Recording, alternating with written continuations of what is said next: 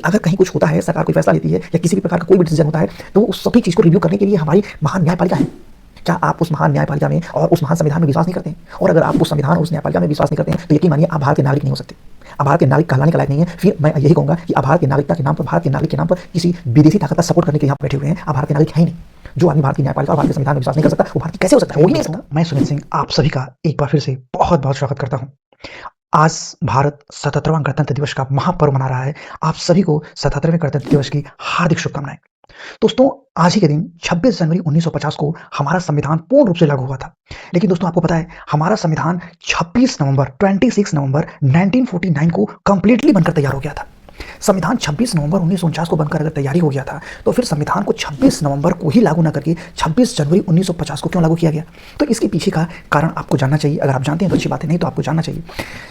जो 1929 में भारतीय राष्ट्रीय कांग्रेस का लाहौर अधिवेशन होता है, जिसकी अध्यक्षता पंडित जवाहरलाल नेहरू ने किया था, तो 1929 के लाहौर अधिवेशन में ही कांग्रेस पार्टी ने यह निर्णय लिया कि हम 26 जनवरी को अब हमेशा पूर्ण स्वाधीनता दिवस के रूप में मनाएंगे, स्वतंत्रता दिवस के रूप में मनाएंगे।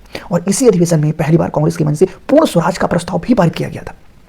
तो कांग्रेस पार्टी ने 26 जनवरी को पूर्ण स्वाधीनता दिवस के रूप में मनाने का निर्णय लिया। और जब इसीलिए हमारा देश स्वतंत्र हुआ 15 अगस्त 1947 को, तो कांग्रेस पार्टी इस दिन को यादगार बनाने के लिए 26 जनवरी के दिन को गणतंत्र दिवस के रूप में मनाने के लिए हमारे संविधान को 26 नवंबर को कंप्लीटली बनने के बावजूद भी 26 नवंबर को न लागू करके 2 महीने बाद यानी 26 जनवरी 1950 को लागू किया गया था। और तब से हम 26 जनवरी 1950 को गणतंत्र दिवस के रूप में मनाते आ रहे हैं। तो ये तो रहा एक बेसिक इन्फॉर्मेशन जो इस महान तिथि का एक ऐतिहासिक जानकारी है। 26 जनवरी 1950 से लेकर और 26 जनवरी 2026 तक का जो भारत का यह सफ़र रहा है, वो वाकई में शानदार रहा है। भारत ने अपने इस दौर में, अपने इस सफ़र में भारत के लगभग हर क्षेत्र में अगर देखा जाए तो विकास किया है। चाहे वो स्पेस का क्षेत्र हो, चाहे वो बैंकिंग का क्षेत्र हो, चाहे वो रेलवे परिवहन का क्षेत्र हो, चाहे आप किसी भी क्षेत्र की बात करें, एम्स हो या फिर IIT हो, IIM हो, भारत ने हर क्षेत्र में विकास किया है। इसमें कहीं कोई संदेह नहीं है। लेकिन इसके साथ ही साथ भारत सरकार के सामने, भारत के सामने बहुत बड़ी चुनौतियां भी उभर के सामने आई हैं। और वो ये चुनौतियां हैं क्षेत्रवाद, जातिवाद, संप्रदायवाद, भाषावाद। ये हमेशा से भारत की चुनौतियां रही हैं और आज भी यह वैसे ही विकराल रूप में हमारे सामने है। जब हम सोशल मीडिया पर चले जाएंगे तो सोशल मीडिया पर जाने के बाद ऐसा लगता है कि हम कौन सी दुनिया में हैं। सोशल मीडिया पर हर व्यक्ति केवल अपनी जाति का समर्थन करता है, केवल अपने धर्म के समर्थन की बात करता है। शायद ही कोई ऐसे आपको पोस्ट मिले, शायद ही कोई ऐसा आपको पेज मिले जहां पर इस बात की बात की जाती है कि हम जिस देश में रहते हैं वह देश किसी भी संप्रदाय के संविधान या किसी भी धर्म के संविधान से, किसी भी जाति के संविधान से नहीं चलता है। यह देश तो उस महान संविधान से चलता है ना, जिसे हमारे संविधान निर्माताओं ने डॉक्टर भीमराव अंबेडकर और संविधान सभा के उन महान लोगों के द्वारा बनाया गया था। तो देश संविधान से चलता है और उस संविधान की रक्षा करने की जिम्मेदारी हमारे माननीय सुप्रीम कोर्ट का है। लेकिन नहीं, यहाँ पर हम आम आदमी की बात नहीं कर रहे। अगर आम आदमी ऐसा करे तो चलो ठीक है, समझ में आता है। हम बुद्धिजीवियों की बात करते हैं जो अपने आप को समाज का सबसे बड़े बुद्धिजीवी वर्ग में रखते हैं, चाहे वो कोई कितना भी बड़ा हो। मैं किसी प्रोफेशन का नाम नहीं लेना चाहता, नहीं ले रहा, लेकिन आप खुद देखिए, कोई किसी भी बड़े प्रोफेशन में बैठकर अगर इस तरीके की बात करता है, इस तरीके की पोस्ट को बढ़ावा देता है, इस तरीके की विचारधारा को बढ़ावा देता है, तो सोचिए वो क्या हमारे देश को कहाँ ले जाना चाहता है। अगर आप वाकई में भारत के नागरिक हैं तो कभी भी क्षेत्रवाद, जातिवाद, भाषावाद से संबंधित किसी भी पोस्ट को, किसी भी विचारधारा को आगे नहीं बढ़ाएंगे। कर आप वैसे भी कुछ नहीं सकते हैं। और अगर आपने वाकई में कुछ किया और आपके करने से कुछ हुआ, तो आप देखते हैं कि इसका दुष्परिणाम समाज में क्या होता है।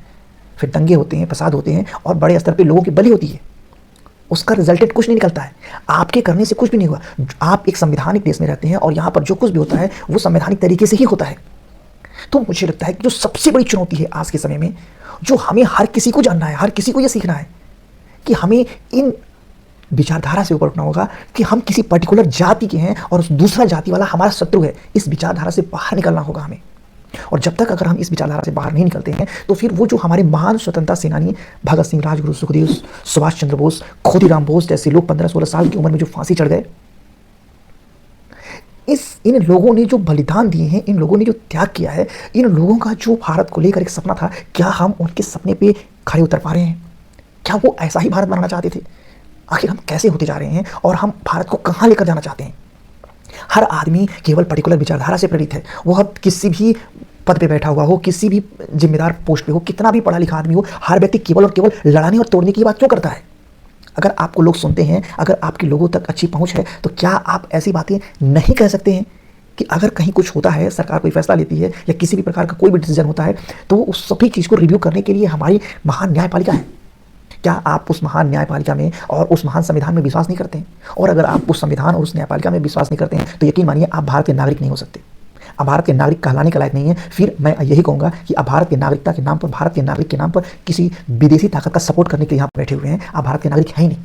जो आदमी भारत की न्यायपालिका और भारत के संविधान में विश्वास नहीं कर सकता, वो भारतीय कैसे हो सकता है? हो ही नहीं सकता, सवाल ही पैदा नहीं होता है।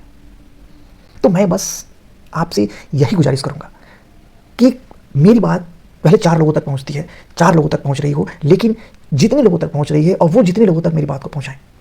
आप किसी पर्टिकुलर विचारधारा से प्रेरित होकर किसी भी प्रकार का कोई भी काम ना करें। आप एक भारतीय नागरिक होने की विचारधारा से प्रेरित रहें और भारतीय नागरिक होने के नाते जोड़ने की बात करें, सौहार्द की बात करें, प्रेम की बात करें, ना कि तोड़ने, लड़ाने या किसी भी प्रकार की कट्टरता की बात करें। बस कहने के लिए तो बहुत कुछ है, लेकिन आज के इस पावन अवसर पर, आज के इस शुभ अवसर पर बस इतना ही। और कमेंट में आप जय हिंद जरूर लिखिएगा। आप सभी लोगों को 77वें गणतंत्र दिवस की एक बार फिर से कोटि कोटि शुभकामनाएं। और अगर चैनल सब्सक्राइब नहीं किया है तो चैनल को सब्सक्राइब करें। वीडियो पसंद आया हो तो अपने मित्रों को शेयर भी जरूर करें। जय हिंद।